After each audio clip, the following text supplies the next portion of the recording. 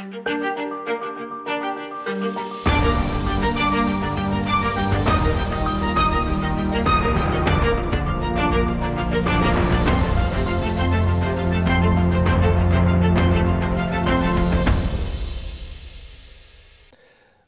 good day and welcome to you. It is January 17th. This is the second video I put up today. I covered a couple comments in my last video, and if you want to know more about what we talked about, feel free to check out that video or not. But if you are new to this information, I do want to recommend checking out the links that I provided in the description portion of these videos. And I always like to point out that I think the Share International site is probably the best site to go to first. There you can get more information in one spot, but the other links are good too. And I've actually included a couple new links at the bottom of the links. So, you know, if you're somebody who has heard that, listened to this before and checked out these links, you might find those interesting too. Now, this person's comment's quite a long comment, and then they ask a question. They ask me my opinion of their comment. So I'm not just asserting my opinion whether they asked for it or not. They actually did ask me for my opinion. But this person, Chiron667, or if they were Spanish, it would be 667. All right. Our universe can be compared to the Amazon forest. In the beginning, there was nothing, but little by little plants appeared, just like little by little new stars appeared. After a long time, there is now the universe, or the Amazon forest, as we know it today, immensely large. One day there was our sun. It was a seed of a rose. Our sun was born. In the beginning, it was hard to come up, but it didn't give up. And not much later, it started to make its first twigs. And then these are then our planets: Mercury, Venus, Earth, Mars, Jupiter, Saturn, Uranus, Neptune, and Pluto. Is Pluto a planet? I'm just kidding. Planet X, Y, and Z. But as everyone knows, a rose bush is very susceptible to disease. So most twigs, planets, died quickly. But one branch, our Earth, remained alive. Our Earth was the branch that was the best positioned to receive the most light in the large Amazon forest. But a rose always remains susceptible to diseases and pests. Okay, so let me see if I can skip through some of this stuff. But our rose bush did not give up until one day the rose bush started to make a flower bud. Humanity was born. The moment when all the misery started. But the rose continues to suffer from brown spots, war, slavery, disease, yada, yada, yada. What will happen soon? Soon the flower bud is fully grown, and soon the flower bud is going to open. But as everyone knows, it takes a few days before the rose is completely open.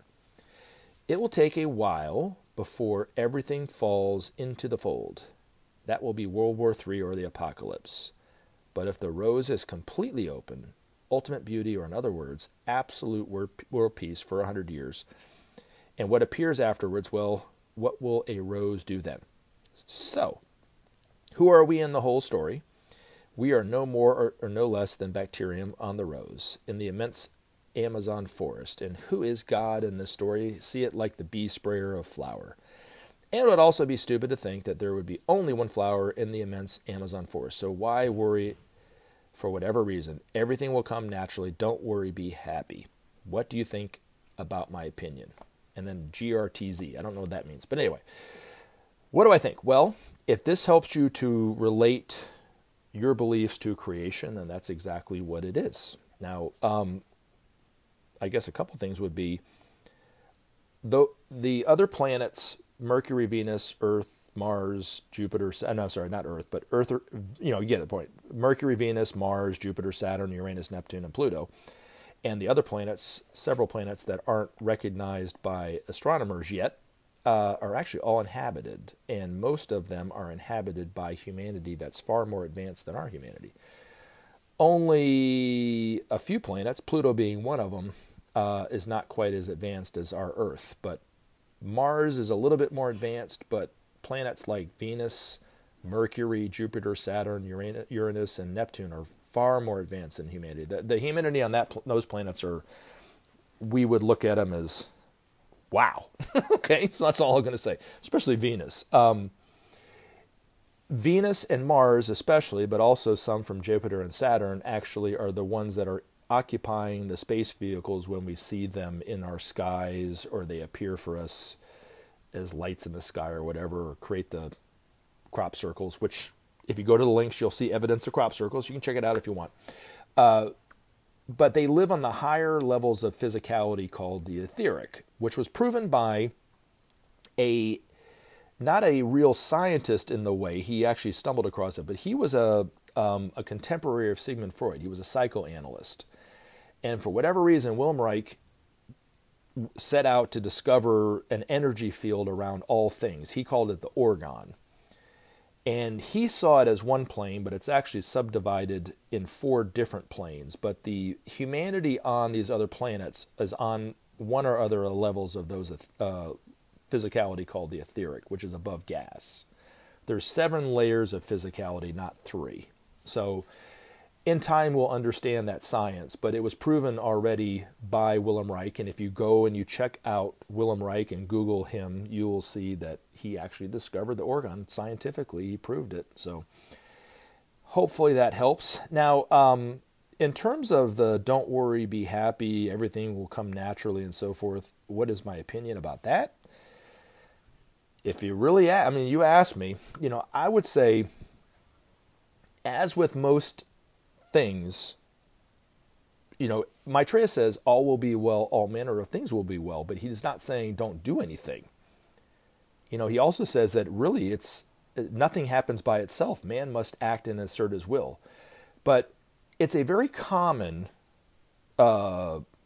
theory to think that you don't have to do anything. And I'm not saying that's what you're saying. Maybe it is, maybe it isn't. And that you don't have to do anything. Everything's just going to work itself out, blah, blah, blah. There's no truth to that either. We have to stand up. We have to do things. We have to stand up for peace. We have to stand up to end hunger and so forth. So would you say that to somebody who's literally starving to death? Have you been in the presence of absolute poverty? And then if you have, or if you can, in the near future, would you look at that person and say, don't worry, everything's going to be fine? Because Maitreya would tell you that the people who are starving to death in a world of plenty, that is a crime. That all we need to do is take the excesses of what we have sitting in another country and just give it to them. It's there for everybody. But it's the same attitude as people who say that all they need to do is pray for peace and then it will eventually come. I believe in the power of prayer, but you have to pray and then act upon it. You can't just pray it and think that it's going to manifest. It doesn't work like that. And so Maitreya and these masters will inspire humanity to act, right? But in the meantime, if you're coming across this information and you think there might be some truth to it, then act and do something about it, and help SOP save our planet. Stand up for peace, stand up for justice, stand up for the ending of hunger and so forth. When the time comes and Maitreya talks about the need for sharing, then, write your president or your representatives or whatever and say, I think that we should have peace, or we should at least try it. Why not? You know what I'm saying? So, but do I think that we should not do anything? No. I think we should all be doing something. That's the point. So hopefully that helps. Now, the other thing too is about once humanity was entered this planet, that's when all the suffering, is that what you put in there? Yeah, you said the moment when humanity was born was when all the misery started. I'm going to read an article from Benjamin Creme. I wanted to, as master, and I wanted to read this some time ago. It's entitled The Secret of Living. And in the very beginning, he talks about the early time of humanity. And it might not be quite what you think. And when Maitreya actually finally speaks to humanity directly on the Day of Declaration, and he overshadows all of humanity, and we hear his call for peace and so forth in his message. We hear it in our own language, in our head, and not verbally through the microphone. One of the things that's been said that he will talk about is how far humanity has fallen from where we started. It didn't start out with the suffering that we are dealing with today. It's because humanity started to suffer from materialism. And it's a relatively recent phenomenon, really, relatively speaking to how old humanity is. Because from the master's point of view, humanity is 18.5 million years old. And there was a time for quite some time that the masters were speaking to humanity openly, directly. We knew who they were. We looked to them for their advice. And when you listen to what he wrote and how he wrote it, pay attention to, if you can, to the very first part of it, because he talks about the earlier parts of humanity. But this article was written by Benjamin Crime's master, and it's entitled The Secret of Living. It is little known today that in ancient times, when man was younger and wiser, the word to steal was unknown in any language. The masters of wisdom then lived openly among men and encouraged them to live without crime. No door was locked, and sharing was the norm. For long ages, in many areas, this blessed state pertained. How far from that simple splendor has man fallen? How far from his purpose has he strayed? Man today is standing at the crossroads, one path, the path of separation and cleavage, on which man now stands, leads unerringly to perdition. The other beckons man towards the fulfillment of his destiny, the wonder of which today cannot be described. A path on which man will find within himself the means of becoming a god. To help man choose to aid their judgment, the masters are once again returning to a world in which they too struggled and suffered as do men today, uncertain of the path and the needed action. From their vast knowledge and experience, they will offer their advice and guide men safely back from the abyss. Thus will it be, and thus will men begin again the upward climb to the mountaintop, sure in the knowledge that their mentors, their elder brothers, will not desert nor mislead them. When men take the decision to share together the produce of this bountiful world, an extraordinary and mysterious happening will take place. At a stroke, men will realize that the need for war is past. The menace of terrorism will quickly disappear. The trust engendered by sharing will make the problems facing men, environmental and territorial, resolvable in a blossoming goodwill. Through sharing, men will realize that they are brothers, and acting as brothers in close cooperation will begin the process of transforming this world.